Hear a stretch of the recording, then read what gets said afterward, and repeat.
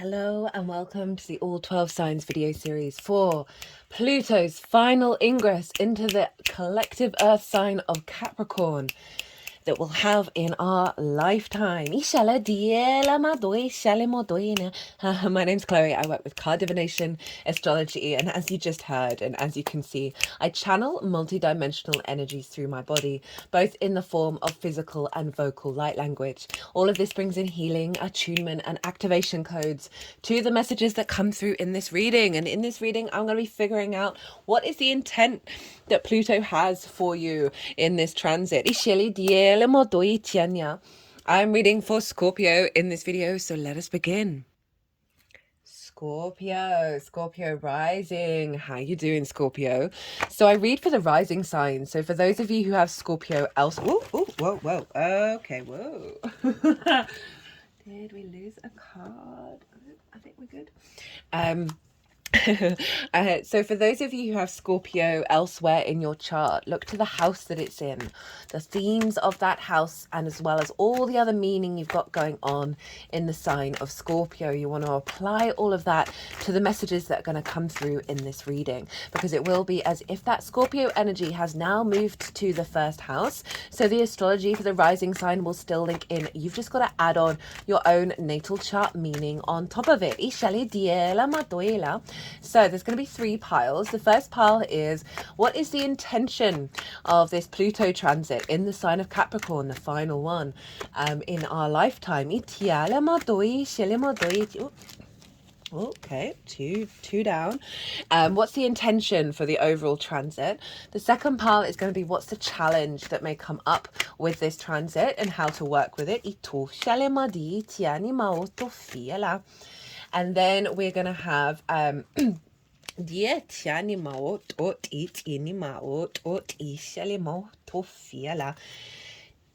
challenge and how to work with it, and then pile 3 is how to amplify the intention, right? The sort of the integrated, expansive intention that Pluto's aiming for, and you know, the best way to work with that energy. There is a main reading that's gone out. It's all these oracle cards. I read all these oracle cards, and I worked through the astrology for this transit, and that's where I really unpack, okay, what's the bigger intention, the sort of, you know, the higher frequency that we can work with, right? And understand, okay, this is the agenda of what's going on. And then you can then apply that to your own personal life in regards to how it's showing up for you. So if you want a deeper understanding of what's going on with Pluto, it's final Farah, go check out that reading first, come back here, and then this is how it applies to the Scorpio area of your chart. Hello, Saturn. And so Scorpio rising, this is happening in your third house. The third house is your day-to-day. It's how you find meaning in your day-to-day. It's the lens in which you communicate through, right? It's your routines, the places that you go on a day-to-day basis, your local community. It's like doing the washing up. It's sort of the mundane stuff. And I love the third house because finding the meaning in all of that is one of the keys for us in this incarnation to reconnect back to source, by finding that meaning, finding that depth, and finding that exploration. It's also, as I said, the lens in which you communicate through. So Capricorn, there's an element of maturity. There's an element of authority. It's ruled by Saturn.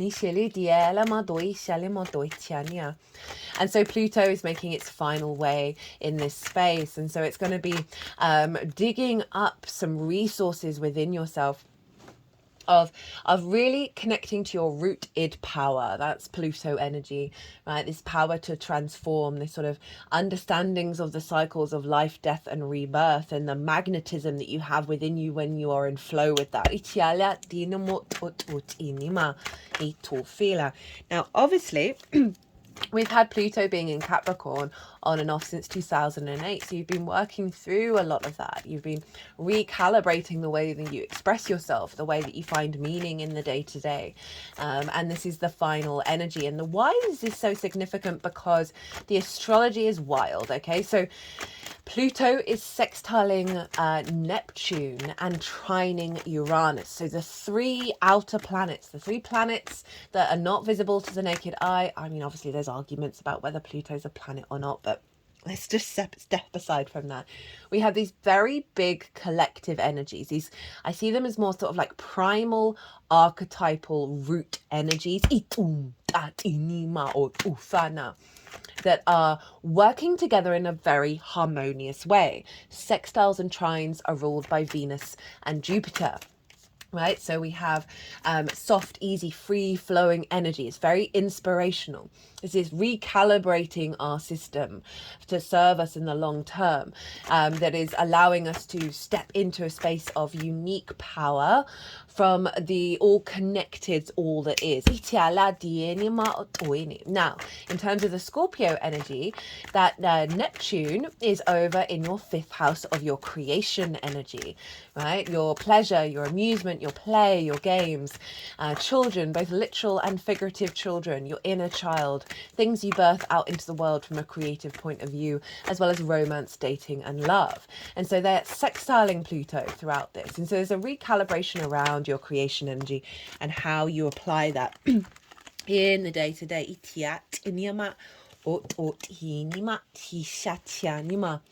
How you apply that in your day-to-day and how you find that meaning in your day-to-day via the lens of creation, right? That can be really difficult to find that joy, find that love, find that spark. But this is really helping sort of shift. Okay, so 3rd house can be linked into schools. So it's like learning something new for the first time.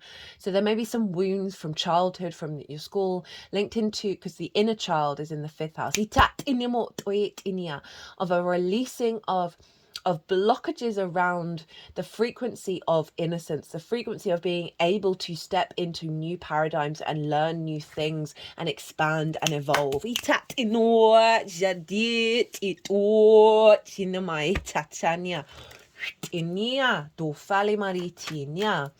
That can come through with that sextile, because it's about connection, appreciation, value. So there's a new value system. Well, I say new, it's just the root energy of your value system underneath all of the discombobulation of that Neptune Pluto energy, of magnetizing a frequency around your creativity and your pleasure into your day-to-day, into the way that you find joy, that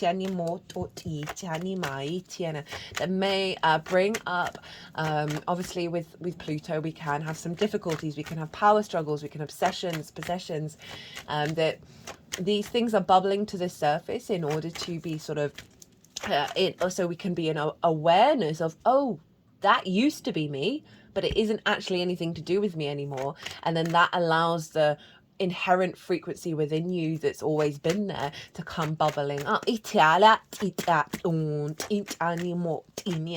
Now Uranus is over in Taurus, opposite your sign Scorpio, in the 7th house. This is of one-to-one, intimate, important relationships in your life. This can be business partners, one-to-one clients, therapists, near and dear friends, as well as more long-term committed romantic relationships and your relationship with Source. Now Uranus has been in Taurus for a while. We've got quite yin energy showing up here.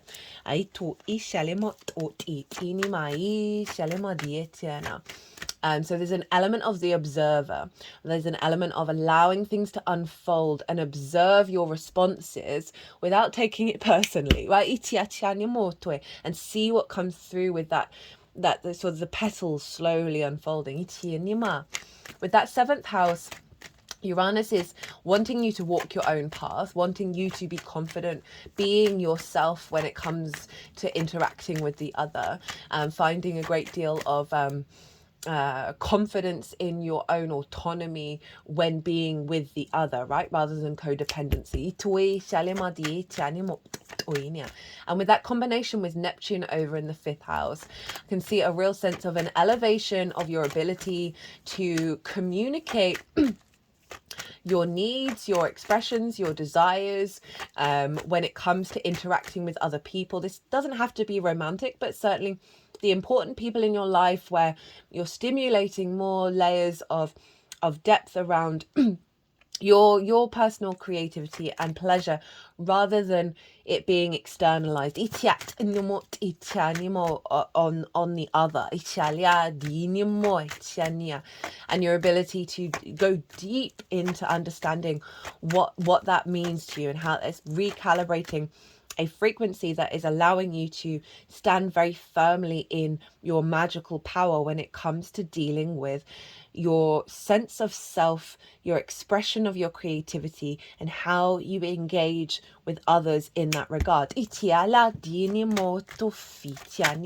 Now, seventh house is also source, right? Your relationship with source. So I can see a lot of heightened communication, and downloads and interactions that is stimulating your creativity, is stimulating unique ideas, unique possibilities, unique frameworks in which to explore and find that meaning in the day-to-day that is really reconnecting back to the sense of feeling good in the 3D world and feeling that creation energy via the stimulus from Uranus over in the 7th, from source, that's infusing into Neptune, connecting the dots with the creativity and bringing a deeper level of wisdom, of understanding of how you interact with anything other than yourself. And communicate. The lens in which you communicate through, I can feel like there's a lot of very powerful. Oh, you got some bonus cards there.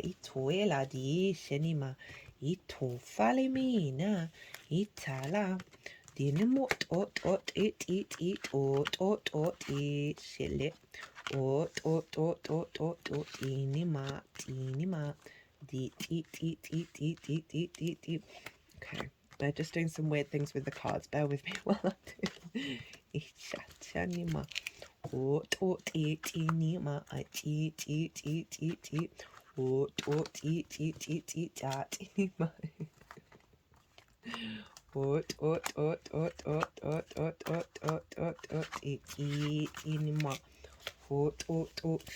inima. Okay, so you've got lots of bonus cards, Scorpio.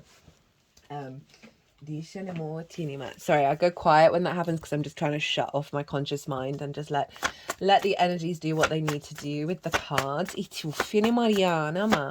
Yeah, so you've got your third house of your day-to-day, right? The things you do on a day, how you find meaning in your day-to-day, your environmental frequency, the lens in which you communicate through, learning new things, harmonizing with your creation energy, with your pleasure, with your joy. That may see some wounds come up around the inner child, around romance and dating, that have blocked your ability to access your creation energy and be able to communicate your needs.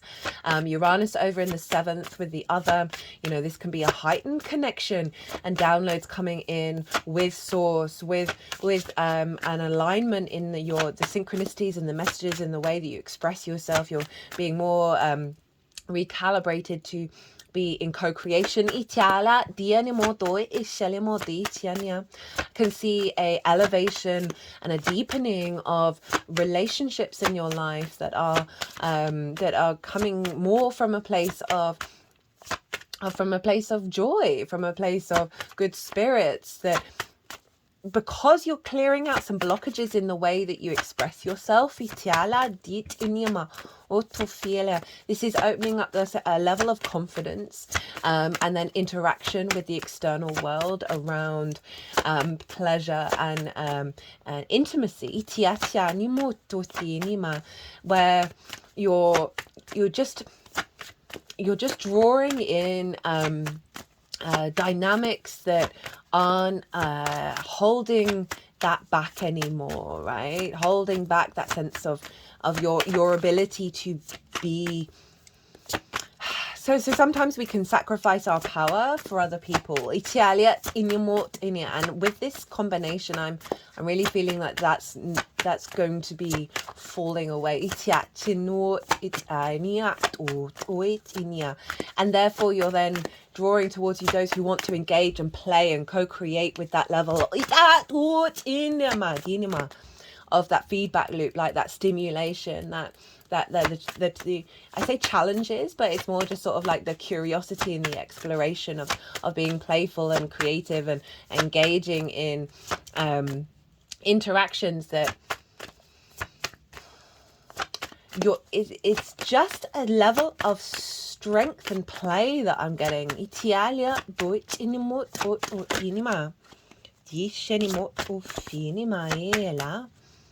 Okay, what else does I want to come through that?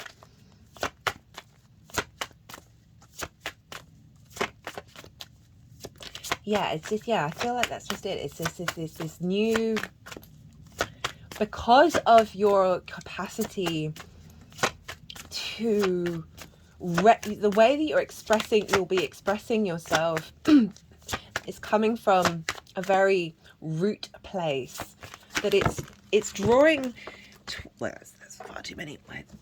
It's drawing, it can draw situations that may have previously been quite triggering and old dynamics when it comes to relationships, in that way where it's almost like because all the planets, they're all retrograde, so it's a real internal reshifting that we're able to see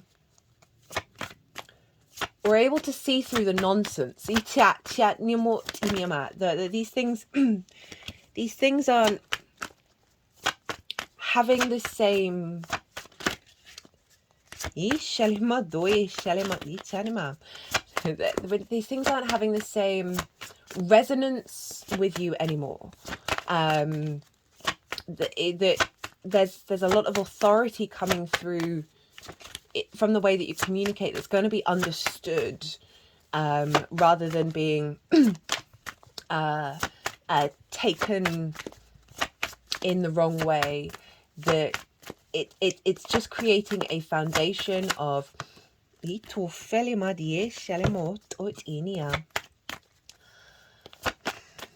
foundation of your ability to go about your day-to-day and express yourself in a way that is magnetizing towards your unique experiences and synchronicities. They keep wanting to give me more than one card. Like occasionally I'll do two, but they keep quite a lot, Scorpio.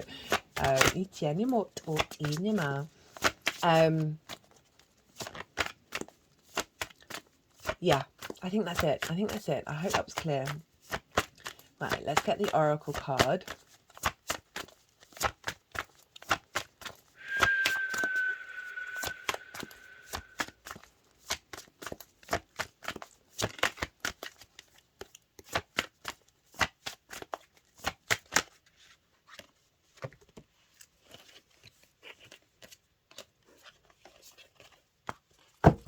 Right, so let's crack on with the tarot. So we have the intention of this transit of Pluto, right? The most integrated and expansive intention that Pluto is showing up for you, right? With this, we have the 10 of Wands in reverse, the Hanged Man in reverse, and the Magician. This is pretty powerful stuff. So the intention of this Plutonian transit is to release this sense of the beast of burden, right? The weight on you, right? The 10 of Wands in the upright, in the third house, is like the heaviness of the day-to-day. This is why I love the third house, because when we are able to shift our perspective around the mundane things, right? The boring stuff, that it frees up a lot of energy, right? Oh, I've got to go and do this, I've got to go and do that. It's just, they are just things that need to be done, right? And how do we find some kind of resonance within them that gives us energy, that gives us life, right? This figure hunched over, cannot even see it's a beautiful day, holding all of the weight, right? So there's something around the heaviness of the instincts, right? That the instincts are weighed down, they are burdened in how you move through your day to day. And the lens in which you communicate, there's a sense of this is a that there is a lightness coming in. Because the Ten of Wands upright is like very serious, got a job to do, cannot crack a joke, right? So, you imagine this figure is walking along and it just isn't able to break out of the framework of this is heavy, this is weight, I've got to keep going, right? Rather than saying, or rather than trying to alleviate the frequency of the moment, right? There's a heaviness to it. And in reverse, this is saying that Pluto is getting the space of being able to find the lightness in the day to day, able to find the see the sunshine, to see the to see the beauty in the little things, rather than the heaviness of it all. And in the way that you communicate, rather than like, I've got these, this, the lens in which you communicate of like this heavy, this seriousness, that there is a new frequency coming in with what Pluto's intending to transform within you. Of just taking the weight off your shoulders, right? This always reminds me of Atlas, right? Of holding the world on their back, right? It's a little flip reversed, but that sense of letting go of that weight that is going to release the lens in which you communicate through it's just going to bring a lightness to it, with the Hanged Man in reverse as well, because this is the Hanged Man in the upright is about pause, is about calling you to pause to get some perspective and illumination, right? The only halo in tarot, the sense of enlightenment, the divine wisdom. But it's in the upright, it's in reverse, and this is where Pluto's saying you've got the wisdom, and now you're taking it out into the world, right? This is being the intention is the final release of the Ten of Wands, which is then going to have you be able to, get off that tree with this wisdom and communicate that, and your perception of your day to day has shifted. And with the Magician, this is fabulous. Well, one, in terms of like, your capacity to manifest and create and enjoy your 3D world, the day to day. The Magician is also, the performer, and the way that you communicate, the way that you're expressing yourself is more creation, rather than I have all these responsibilities. So you see the shift in the frequency. Atum at ishalia dianima ot inima otoitiania. Right, rather than seeing the play, the creativity, the joy, the pleasure of the fifth, right? And then if you think about the one-to-one relationships of not of you still remaining in your energy, your magician's energy, when you are with the other, in a way that is creating rather than causing conflict. Now, speaking, what is the challenge and how to work with it with this Pluto transit? So we have the Page of Swords in reverse, the Eight of Swords, the Ten of Swords, the Tower, and the Star.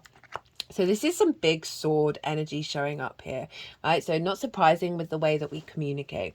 So the challenge is that's going to come up is there's some there's a fair amount of restrictions and limiting beliefs, right? A sense of heaviness that is being pulled down with this challenge. And so the challenge, so this is kind of, what's going to be dredged up during this transit is going to be structures that no longer serve you, frameworks and perspectives, that perhaps a certain tone in the way that you communicate, a frequency of your environment that's been limiting, that's blocked you from being able to be at peace with the past and be centered in the present with the intention of moving forwards. We've got some limiting beliefs, some sense of immobilization. This is all going to come up, but it's coming up in order to be pulled down. right? So the tower pulls down the superfluous energy, right? The foundations are still strong. There is it clears the way for you to rebuild. So there's a lot of big frameworks around perception, communication, and how these have been limiting you. So just be in really observer mode, right? With all of this, right? I know these seem quite intense cards, but this is perfect for what Pluto's the final thing that Pluto's doing.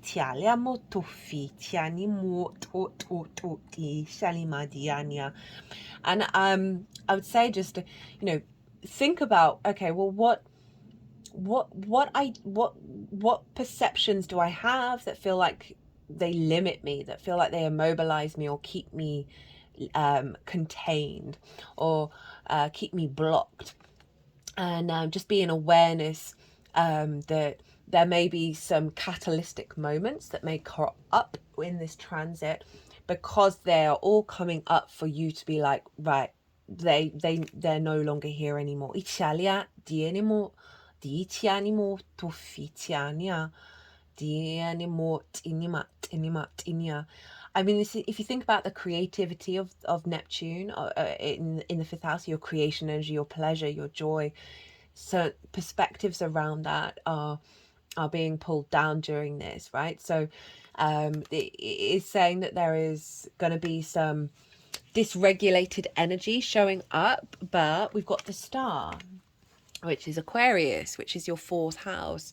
So this is saying, tend to your inner space, tend throughout this. Know that this is a cycle that is taking you to the star, right? Is taking you to the magician as well, right?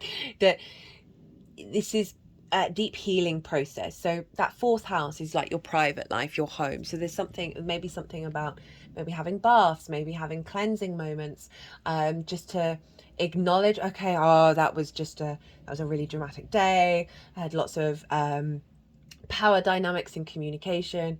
To take yourself out of the personal response to it, and just allow all that energy just to flow through the water, right? And clear the memories.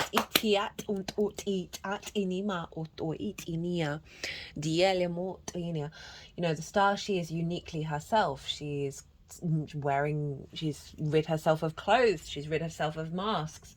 And this is saying that this is getting you back to your essence, rather than allowing these to immobilize you, or keeping you trapped. That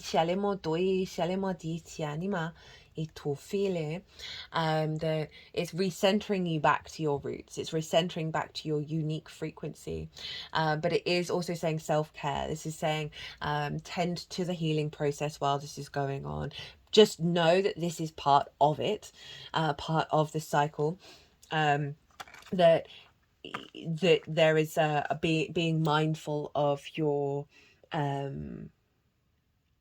of giving yourself space to let it all settle and let the healing work happen, right? So there's a pause here with perhaps some frenetic ideas or some blockages or some things coming up that is saying, once you that you've had the realization of what that is, then maybe creating your unique practice around how to mitigate that, and how to soften that and understand it and heal it. Now, so how to amplify this energy, how to amplify this. We've also got the Seven of Cups at the bottom of the deck. Now, I love this because this is about fantasy, this is dreaming, and this is also the hopes and dreams card. So there's something about a new emotional frequency coming in that is beyond your comprehension, around the way that you find meaning and emotionally connect to your day-to-day, how you communicate from a place of creativity, and how you understand yourself in regards to the other, right? Your connections to source. I was saying you could potentially get a lot of downloads when you are engaging with Source, with Uranus, through creativity of finding that meaning on the day-to-day. So we have how to amplify it. Justice, Page of Wands, the Chariot, and the World. So this is about calling for balance. This is your 12th house, your hidden house, your house of mysteries, right? The anxiety, the depression, the grief, the isolation, but underneath all of that is the magic of your soul. So it is really saying, with all these difficult energies, try and be as objective as and empathetic about what's going on, whether it's you, whether it's external or internal, and right, really get into sort of that sort of the lady justice mode, right, of finding a sense of equilibrium within yourself before you respond. For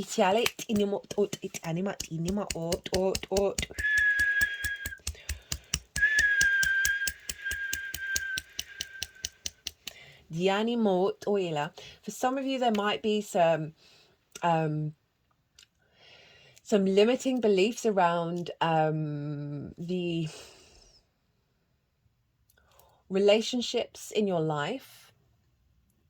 If we're going romantic, where there have been where they've been out of balance, and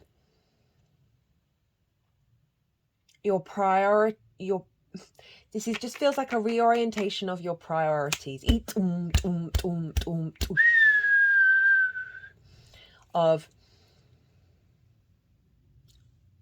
if there's some drama kicking off, if there's some discord going on, right, with all of these swords going showing up here, of giving yourself a moment to breathe, right? The 12th house is like the inner world, of getting back into your inner space and just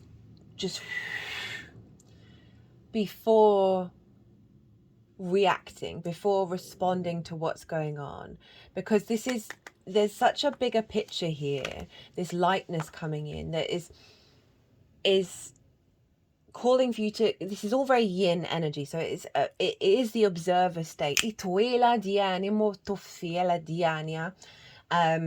this is almost like, as a judge, it's very impersonal, of realizing that what might be unfolding around you is maybe dramatic, maybe difficult, but it isn't personal, really. That you have the capacity of sitting in your throne and observing and making a decision that from a place of balance rather than a knee-jerk reaction, right? In regards to what's showing up here. And then justice in terms of like elevating this frequency is again is that perhaps spending time by yourself and being creative and talking to yourself in a way that is talking to source, talking to your guides, asking for help,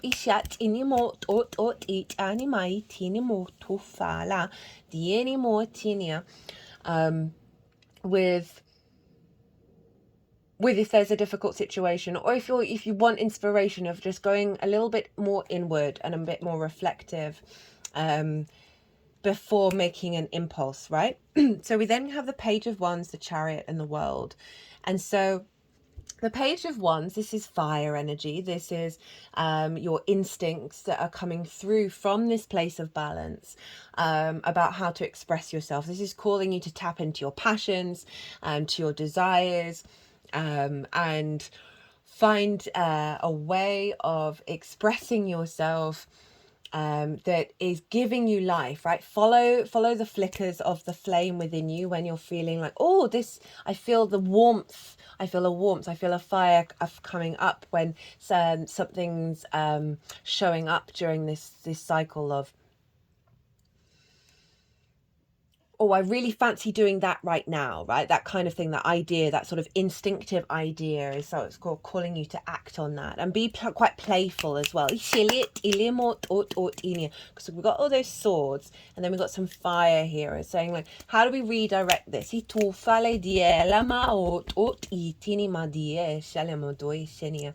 know, pages, they want to communicate, they want to talk to everybody, they want to figure new things out, they want to explore. So there may be something that is just winking at you once you've got into that place of balance. That's just like, oh, actually, I quite fancy that. Oh, my instincts, my is drawing you in that direction. We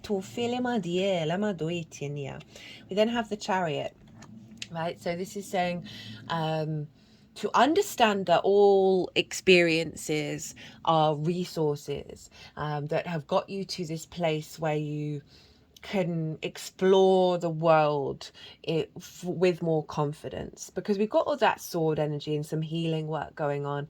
And then the Chariot saying, remember that this is served you to get you to here, where you're more in balance with the yin and the yang. You're not trying to control what's going on. There's something about movement here, and and allowing yourself a certain level of release around what's going to happen, and following an intuitive flow from a place of, all right then, let's take the next step. So you have Cancer up in the 9th house of your perspectives, and this is calling you to not get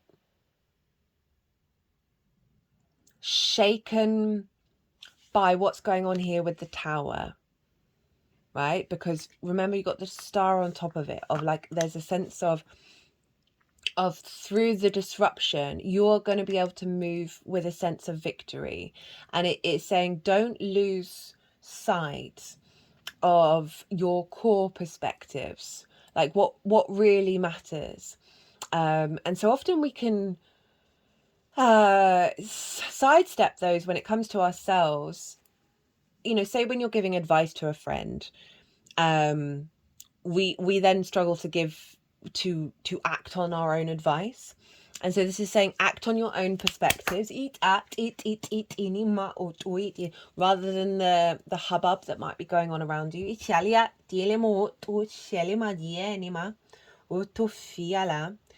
And it's also sort of saying that there's something around your capacity to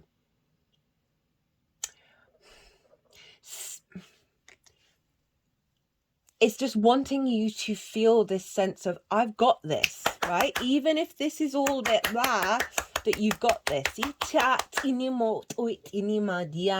There's something about movement. There's something about keeping things, why am I struggling with my words today? Shifting. Where there's stagnation, where it's like repetitive, there's something about needing to just flip the switch in it, just trying different things, keeping the movement going, right? Crabs move sideways, right? This is Cancer. So it's something about, rather than just going straight ahead, there's something about, okay, how do I redirect this? How do I redirect the energy? And that's going to really give a boost to, I don't know what's going on with my brain today.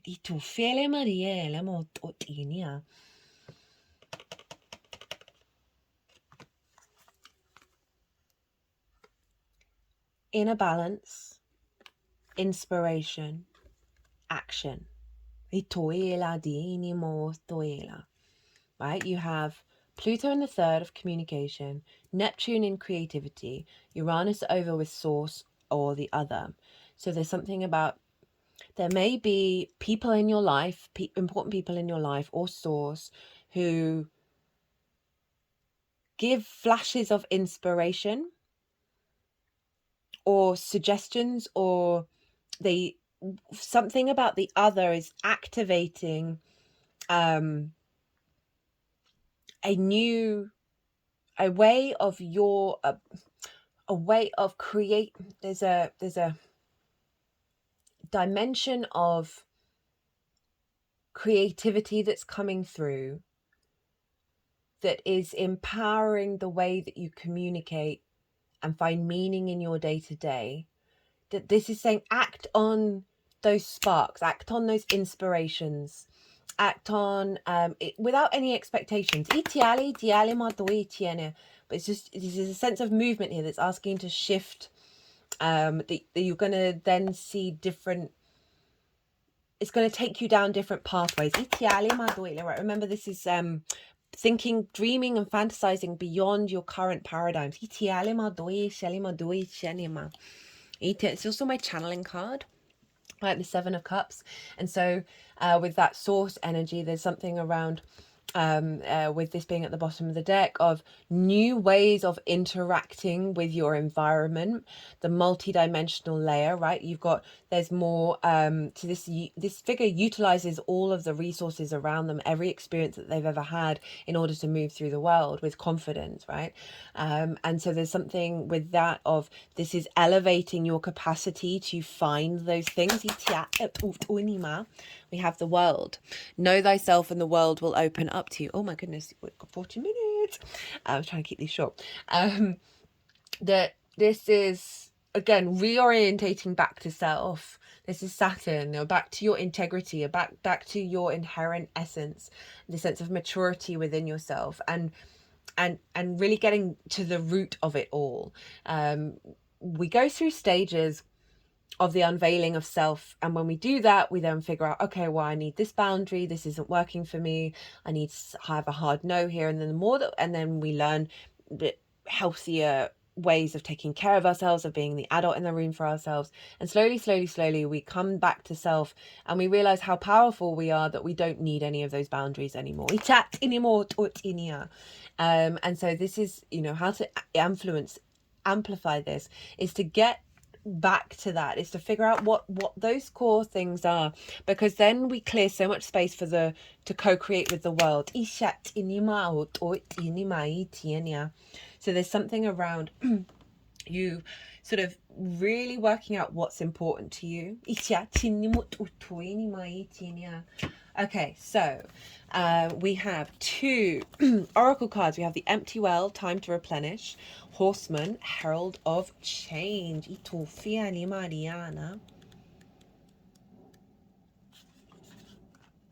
Nothing here, time to replenish, diminishing yourself for another.